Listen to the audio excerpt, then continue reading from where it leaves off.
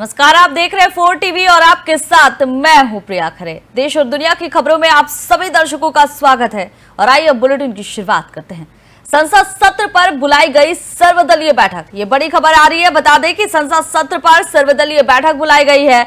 Monsoon सत्र से पहले सरकार की बड़ी तैयारी हो रही है। बैठक की अध्यक्षता राजनाथ सिंह करेंगे। विपक्षी दल भी बैठक में शामिल होंगे। सत्र संचालन को लेकर खास चर्चा होगी। 22 जुलाई से सत्र शुरू होने की संभावना है और मानसून सत्र को लेकर तैयारियां जोर शोर पर चल रही है। तो बता दें कि मानसून सत्र शुरू होने वाला है। 22 जुलाई से सत्र शुरू होने की संभावना जताई जा रही है और इसे लेकर तैयारी जोर शोर से चल रही है। रक्षा मंत्री राजनाथ सिंह की अध्यक्षता में ये सत्र बुलाई गई है। सर्वदलीय बैठक होगी। हर एक पार्टी के जो नेता है, विधायक है और इस दौरान जो सांसद है वो मौजूद रहेंगे। बैठक की अध्यक्षता राजनाथ सिंह करेंगे। विपक्षी दल भी बैठक में शामिल होंगे और इस दौरान मॉनसून सत्र में किस तरह से सत्र का संचालन हो, किन किन मुद्दों को सामने रखा जाए, इन सब चीजों पर चर्चा होगी। तो बड़ी खबर बता दें कि 22 जुलाई से मॉनसून सत्र शुरू होने वाला है और सत्र को लेकर सर्वदलीय बैठक बुलाई गई है जिसमें विपक्षी दलों के सांसद भी शामिल होंगे। रक्षा मंत्री राजनाथ सिंह की अध्यक्षता में यह सत्र बुलाई गई है। मॉनसून सत्र किस तरह से संचालन हो, किन किन मुद्दों को सामने रखा जाए, इन तमाम चीजों पर चर्चा होगी।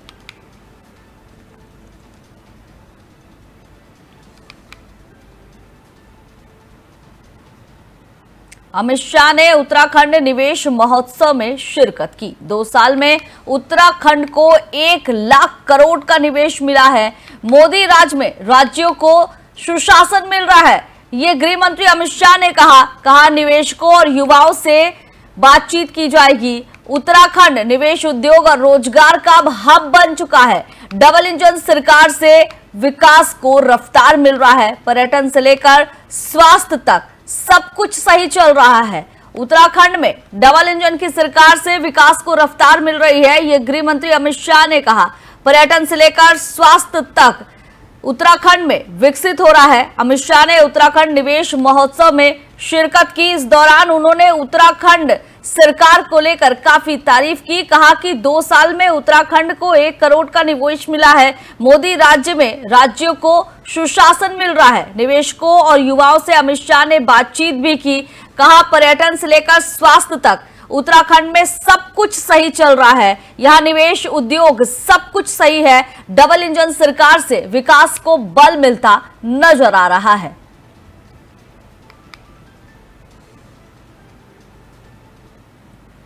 राजस्थान के पूर्व मुख्यमंत्री और वरिष्ठ कांग्रेस नेता अशोक गहलोत ने राहुल गांधी की सोच की जमकर सराहना की। गहलोत ने कहा कि अगर देश का हर नागरिक राहुल गांधी जैसी सोच रखे तो भारत और भी मजबूत हो सकता है। उन्होंने जोर देकर कहा कि हम अक्सर विश्व गुरु बनने की बात करते हैं, लेकिन ये सपना तभी साकार हो सकता है जब देश में हर जाति और धर्म के लोग एकजुट हो। गहलोत ने यह भी कहा कि देश में एकता तभी आएगी जब हर वर्ग को सामाजिक न्याय मिलेगा।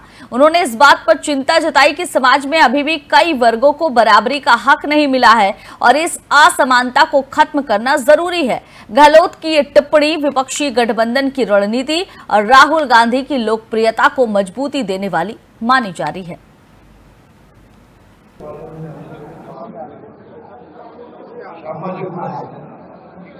सामाजिक न्याय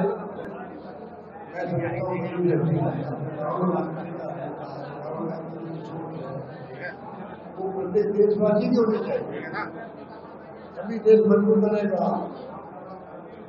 विश्व गुरु बनने की बात हम करते हैं। विश्व गुरु तो बनेगा तब सभी जाति, सभी धर्म के लोग वो एकजुट रहेंगे और एकजुट तब रहेंगे तब सामाजिक न्याय मिलेगा। अगर जाति के आधार पर भेदभाव होगा, ऊंच नीच होगी, छुआछूत होगी, तो जब देश के अंदर ही छुआछूत भी है, जातिगत भेदभाव भी है, भागीदारी है ही नहीं, टेक्नोलॉजी जैसे जुडिशरी में नहीं है, मीडिया में नहीं है, इंडस्ट्री में कहीं नहीं है, तो फिर विश्व गुरु नहीं बनेगा। विश्व गुरु ऐसा नहीं बनता। विश्व गुरु बनने के लिए पूरा मुल्क एकजुट रहे, इसका राहुल गांधी ने आह्वान किया। और आप देखेंगे सामाजिक न्याय की लड़ाई जो है ये लोगों में कहने बैठ रही है कि न्याय अन्याय किसी के साथ नहीं होनी चाहिए, वो चाहती है वो चलती है। और मैं उम्मीद करता हूँ कि जिस प्रकार का इन्होंने एजेंडा बना रखा है बीजेपी ने, धर्म के नाम पर राजनीति करना, वो तमाम इन कैंपेन के बाद में हर व्यक्ति समझ जाएगा ये धर्म के नाम में भड़का रहे हैं। असली रास्ता राहुल गांधी का है, न्याय का रास्ता। और बिहार की सियासत एक बार फिर से गर्मा गई है। राजद नेता तेजस्वी यादव के हालिया बयानों पर केंद्रीय मंत्री और हिंदुस्तानी आवाम मोर्चा प्रमुख जीतन राम मांझी ने कड़ा पलटवार किया है। गया में मीडिया से बात करते हुए मांझी ने कहा कि तेजस्वी यादव वही बातें करते हैं जिनसे उनकी राजनीति चलती है। उन्होंने आरोप लगाया कि तेजस्वी जानबूझकर ऐसे बयान दे रहे हैं ताकि बिहार की जनता को भ्रमित किया जा सके। मांझी ने सवाल उठाया कि आखिर बीते 4 महीने से लगातार घटनाएं क्यों हो रही है। उन्होंने इसे पूरी तरह चुनावी चाल बताया और कहा कि इसके पीछे राजनीतिक मकसद है। उन्होंने साफ कहा कि बिहार की जनता अब समझदार हो गई है और बरगलाने वाली नहीं है। मांझी ने भरोसा जताया कि आने वाले चुनाव में जनता एक बार फिर एनडीए को सत्ता में लाएगी।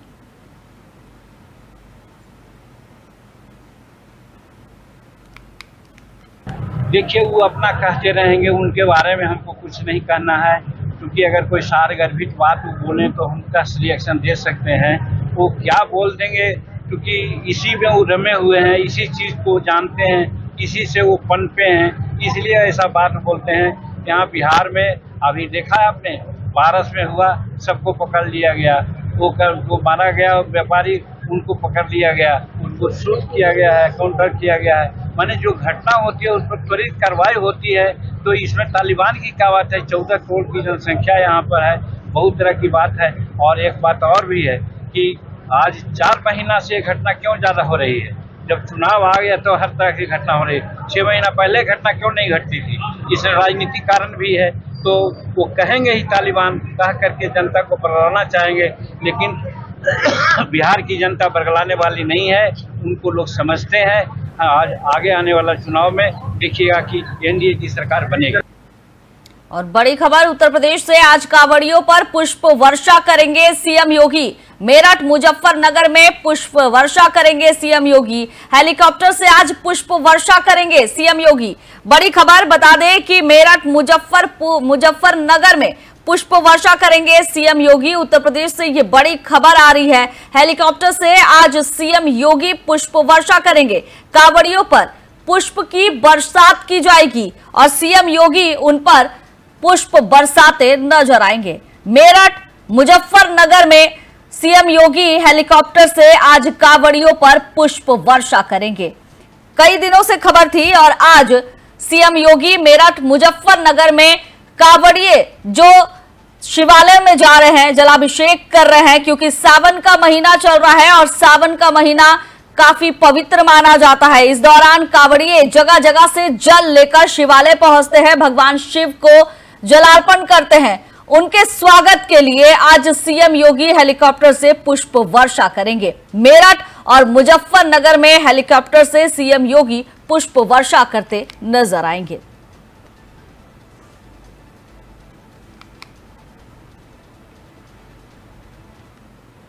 और दिल्ली में भी आज कांवड़ियों का स्वागत किया जाएगा। सीएम रेखा गुप्ता स्वागत करेंगी, कांवड़ियों का स्वागत होगा।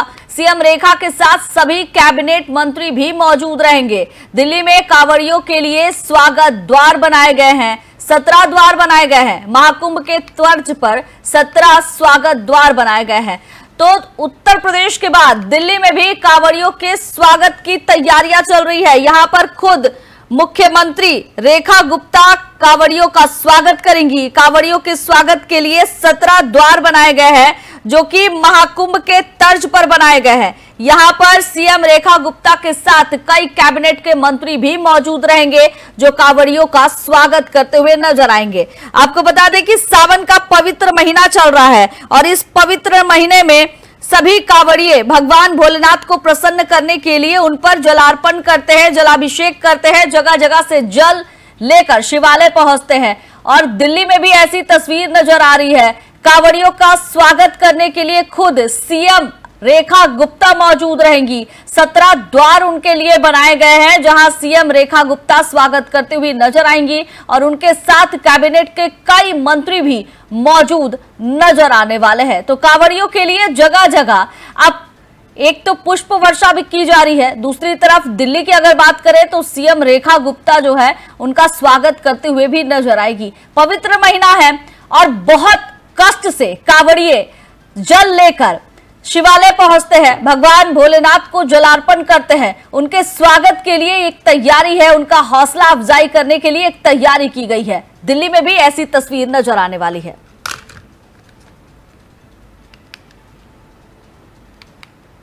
और बड़ी खबर राजस्थान से, राजस्थान में प्रशासनिक फेरबदल किया गया है। 12 आईएएस अधिकारियों के तबादले के आदेश सरकार ने दिए हैं। सरकार ने 91 आईपीएस अधिकारियों का ट्रांसफर किया है। कई जिलों के पुलिस प्रशासन में बदलाव किया गया है। कार्मिक विभाग ने तबादले की सूची जारी की है। तबादलों से प्रशासनिक ढांचे में बड़ा फेरबदल नजर आया है। पुलिस प्रशासन में इस फेरबदल को लेकर हलचल मच गई है।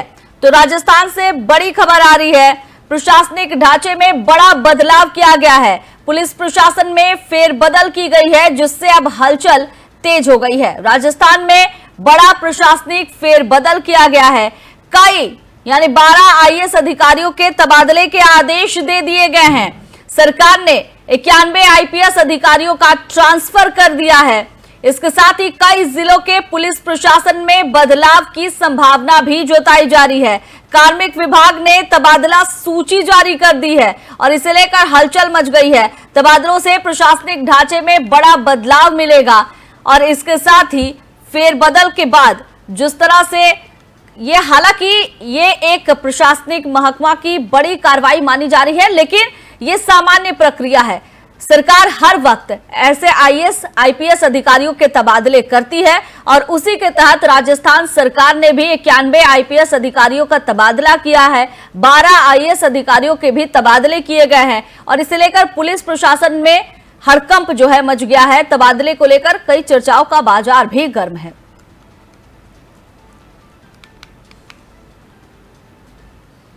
और कपिल शर्मा का कैफे कनाडा में बंद हो गया था। अज्ञात हमलावरों ने कैफे पर गोलियां चलाई थी। हमले में किसी के घायल होने की खबर नहीं आई। खालिस्तानी आतंकी हरजीत लाडी ने इसकी जिम्मेदारी ली। हरजीत लाडी एनआईए के मोस्ट वांटेड सूची में शामिल है। कपिल शर्मा की पत्नी ने खुशखबरी दी है और हमले के बाद कैफे फिर से खुल गया है। तो कपिल शर्मा का कैफे फिर से खुल गया है। हरजीत लाडी एनआईए के मोस्ट वांटेड सूची में शामिल था और घटना को इसी ने अंजाम दिया था।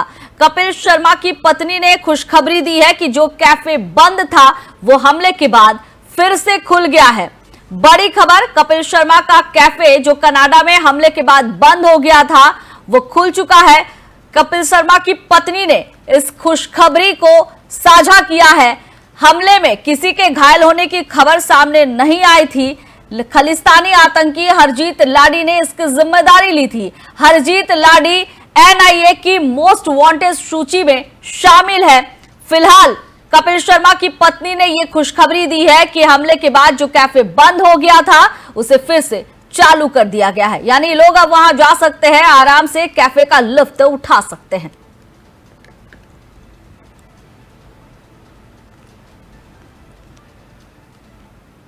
चंडीगढ़ में फर्नीचर मार्केट पर बुलडोजर चलेगा। 20 जुलाई से 116 दुकानें ध्वस्त होगी। 15 एकड़ कृषि भूमि पर यह बाजार फैला हुआ है। 1000 से ज्यादा सुरक्षा कर्मी तैनात किए गए हैं। स्टॉक सेल में भीड़ उमड़ी है और इसके चलते जाम लगा। हाईकोर्ट में याचिका पर कार्रवाई नहीं रोकी गई है। तो बड़ी खबर आपको बता दें कि स्टॉक क्लियरेंस सेल में भारी भीड़ उमड़ी और इसकी वजह से जाम लगा। व्यापारियों ने कोर्ट में रोक लगाने की मांग की।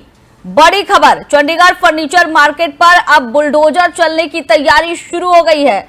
20 जुलाई से अवैध दुकानों पर कार्रवाई शुरू हो जाएगी और इसके साथ ही 116 दुकानों को तोड़ने की योजना तैयार कर ली गई है, यानी 116 दुकानें तोड़ी जाएंगी। 1000 से ज्यादा पुलिसकर्मी इस पूरे मामले के लिए तैयार किए गए हैं। स्टॉक क्लियरेंस सेल में भारी भीड़ उमड़ी थी और इस दौरान व्यापारियों ने कोर्ट में रोक लगाने की मांग की थी राजस्थान से।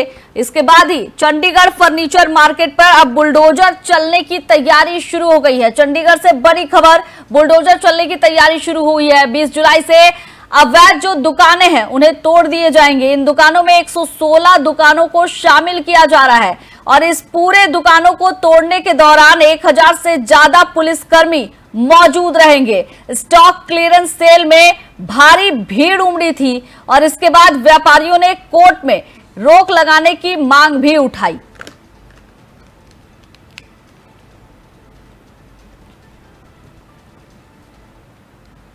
और मिर्जापुर रेलवे स्टेशन पर एक हैरान करने वाली घटना सामने आई है। सीआरपीएफ के जवान गौतम पर कांवड़ियों के एक समूह ने टिकट विवाद के बाद जमकर हमला कर दिया। सीसीटीवी फुटेज में साफ देखा गया कि जवान को लात घुसे और मुक्कों से पीटा गया। मारपीट इतनी ज्यादा थी कि जवान जमीन पर गिर गया। कुछ लोग उसे बचाने की कोशिश करते भी नजर आए, लेकिन भीड़ का गुस्सा कम नहीं हुआ। जवान मणिपुर पोस्टिंग पर लौट रहा था और रास्ते में मिर्जापुर स्टेशन पर यह वारदात हुई। इस घटना का वीडियो सोशल मीडिया पर तेजी से वायरल हो गया और इसके बाद हड़कंप मच गया। आरपीएफ ने तत्काल कार्रवाई करते हुए 7 आरोपियों को गिरफ्तार किया है, जिनमें 4 नाबालिग है। सभी के खिलाफ एफआईआर दर्ज कर ली गई है। हालांकि पुलिस की शुरुआती जांच में किसी और की संलिप्तता सामने नहीं आई है। सभी आरोपियों पर गैर संज्ञेय अपराध दर्ज कर लिया गया है। उन्हें व्यक्तिगत जमानत पर रिहा कर दिया गया। फिलहाल जवान की हालत स्थिर बताई जा रही है।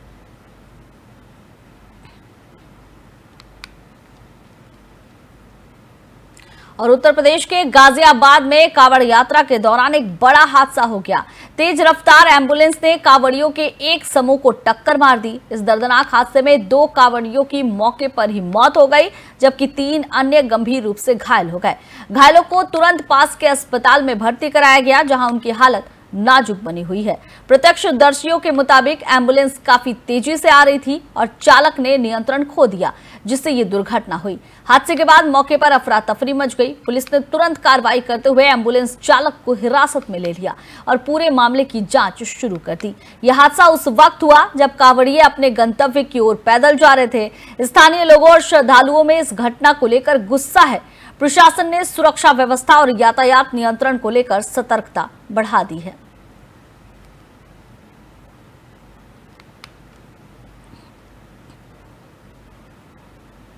पटना के पारस अस्पताल में 17 जुलाई को गैंगस्टर चंदन मिश्रा की सरेआम हत्या ने पूरे शहर को दहला दिया था। इस सनसनीखेज हत्याकांड में अब तक पुलिस ने 8 आरोपियों को गिरफ्तार कर लिया है, जिनमें एक महिला भी शामिल है। इनमें से 5 आरोपी कोलकाता के न्यू टाउन इलाके से पकड़े गए हैं। पुलिस ने मोबाइल टावर लोकेशन की मदद से इन्हें ट्रैक किया। इस केस में मुख्य शूटर तौसीफ उर्फ बादशाह की भूमिका सामने आई है, जबकि अन्य आरोपियों से पूछताछ की जा रही है। एसटीएफ की टीम ने पूरे ऑपरेशन को अंजाम दिया। पुलिस ने अस्पताल में सुरक्षा में भारी चूक पाई और इसी के चलते 5 पुलिसकर्मियों को सस्पेंड भी कर दिया गया। पुलिस अब सभी आरोपियों को कोर्ट में पेश करने की तैयारी कर रही है। फिलहाल मामले की जांच तेजी से आगे बढ़ रही है और पुलिस को उम्मीद है कि जल्द ही पूरे हत्याकांड की परतें दर परतें खुल जाएगी।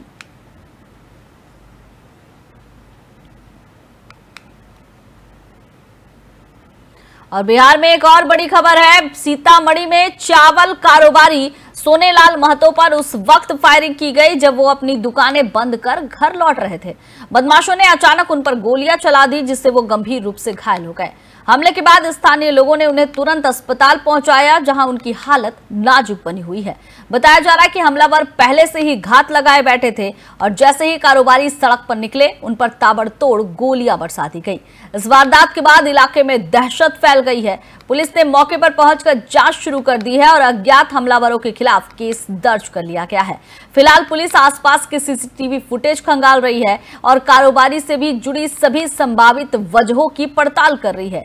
यह हमला किसी रंजिश या लूट की नीयत से किया गया कि नहीं, इसकी भी जांच की जा रही है। स्थानीय लोगों ने सुरक्षा व्यवस्था मजबूत करने की फिलहाल मांग उठा दी है।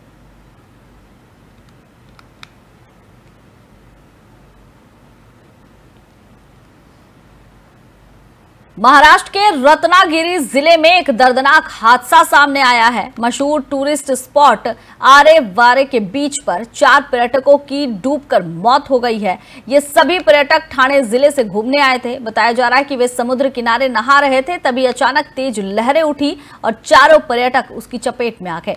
देखते ही देखते वे गहरे पानी में डूब गए। स्थानीय लोगों और बचाव दल ने तुरंत रेस्क्यू ऑपरेशन शुरू किया, लेकिन तब तक चारों की मौत हो चुकी थी। इस हादसे के बाद समुद्र तट पर हड़कंप मच गया।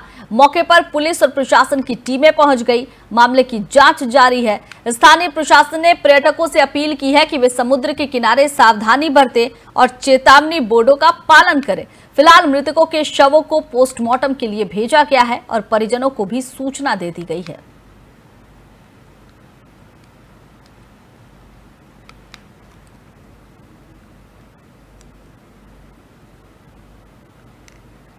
और दिल्ली के स्वरूप नगर इलाके में एक बड़ा हादसा हुआ है। नंगली पूना रोड पर एक निर्माणाधीन मकान का लिंटल अचानक गिर गया। यह हादसा आज सुबह हुआ, लेकिन दमकल विभाग को इसकी सूचना शाम करीबन 6:20 पर मिली। मौके पर तुरंत दमकल की 5 गाड़ियां भेजी गई। घटनास्थल पर पहुंचने से पहले ही स्थानीय लोगों की मदद से 3 लोगों को सुरक्षित बाहर निकाल लिया गया। हालांकि अब भी आशंका जताई जा रही है कि कुछ लोग मलबे के नीचे फंसे हो सकते हैं। बचाव कार्य तेजी से जारी है। राहत टीम मलबा हटाने में जुटी है। फायर डिपार्टमेंट, पुलिस और स्थानीय प्रशासन की टीमें मौके पर मौजूद है और स्थिति पर नजर बनाए हुए है। इस हादसे ने इलाके में दहशत का माहौल पैदा कर दिया है। प्रशासन ने निर्माण कार्य से जुड़ी तकनीकी खामियों की जांच के आदेश दे दिए हैं। तो दिल्ली के स्वरूप नगर से एक निर्माणाधीन मकान का लिंटल गिर गया और इस मलबे में दबे होने की कई लोगों की आशंका जताई जा रही है। फिलहाल दमकल विभाग की माने तो दमकल विभाग को यह खबर काफी देर से मिली, उसके बावजूद वो घटनास्थल पर पहुंचे हैं। स्वरूप नगर में निर्माणाधीन मकान का लिंटर गिरा और इस दौरान जो है नंगली पूना रोड पर हादसे से हड़कंप मच गया है। निर्माणाधीन मकान था, लिंटर गिरा, 3 लोगों को बचाया गया है। राहत और बचाव कार्य अभी भी जारी है। लोगों का कहना है कि ये मकान निर्माणाधीन था, बन रहा था और इस दौरान अचानक ही लिंटर गिर गया। 3 लोग को अभी तक बचा लिया गया है, लेकिन कुछ लोगों के दबे होने की आशंका अभी भी जताई जा रही है। अब सवाल यह है कि जब मकान निर्माणाधीन था तो आखिर किस तरह के मटेरियल यूज हो रहे थे कि निर्माणाधीन मकान का लिंटर गिर गया। 3 लोगों को तो सुरक्षित बाहर निकाल लिया गया है, लेकिन आशंका जताई जा रही है कि शायद कुछ और लोग भी इस मलबे में दबे हो सकते हैं। राहत और बचाव कार्य फिलहाल जारी है। अब जिस तरह से जैसे जैसे मलबे हटाए जाएंगे, स्थिति धीरे धीरे साफ होगी कि सचमुच जो आशंका जताई जा रही है कि कुछ और लोग इसमें दबे हैं, वो साफ हो पाएगी तस्वीर, दबे हैं भी या नहीं है।